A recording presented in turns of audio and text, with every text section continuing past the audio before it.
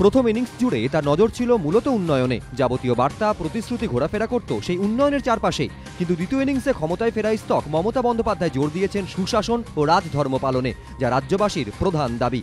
এই প্রেক্ষিতে বৃহস্পতিবার মমতা বন্দ্যোপাধ্যায় যখন শহীদ সমাবেশে সভামঞ্চে উঠবেন, তখন তার দিকে তাকিয়ে থাকবে গোটা রাজ্য। তিনি কি বার্তা দেন তা শোনার অপেক্ষায়। পর্যবেক্ষকদের একাংশের মতে ২১-এর মঞ্চ থেকে মমতা বন্দ্যোপাধ্যায় ত্রিমুখী বার্তা দিতে পারেন।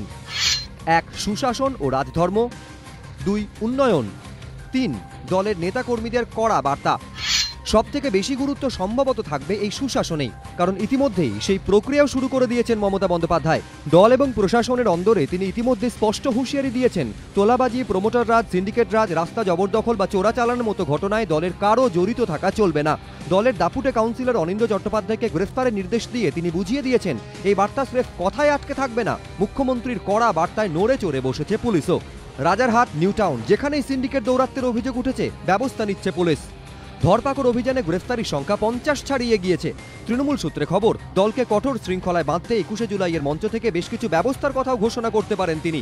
সূত্রের খবর, দলীয় কর্মীদের উদ্দেশ্যে তিনি যে বার্তা দিতে পারেন তা হল, দলের কারো উপদলীয় কাজকর্ম এবং বিশৃঙ্খল আচরণ বরদাস্ত নয়। দলকে আরও জনমুখী করতে নেতাকর্মীদের আরও সংযত, বিনয়ী, মানুষের সঙ্গে যোগাযোগ নিবিড় করতে হবে।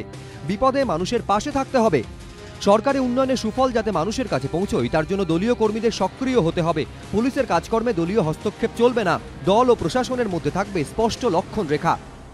তিনি স্পষ্ট হুঁশিয়ারি দিয়েছেন, দলের মধ্যে বা অন্যান্য রাজনৈতিক দলের যে সমস্ত অসৎ কাউন্সিলর, তারা যদি অসৎ কাজকর্ম থেকে বিরত না থাকেন, তাহলে তাদের বিরুদ্ধে তিনি কড়া পদক্ষেপ নেবেন এবং সর্বস্তরে তিনি চাইছেন একটা দুর্নীতিমুক্ত প্রশাসন উপহার দেওয়া।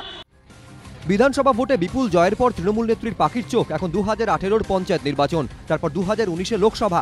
রাজনৈতিক পর্যবেক্ষকদের মতে সে কথা মাথায় রেখে তৃণমূল সরকারকে মানুষ যাতে আমার সরকার বলে ভাবতে পারে, তার জন্য রাজধর্ম পালনের স্পষ্ট দিক নির্দেশ করতে পারেন তৃণমূল নেত্রী। আশাবুল হোসেন, এবিপি আনন্দ, কলকাতা।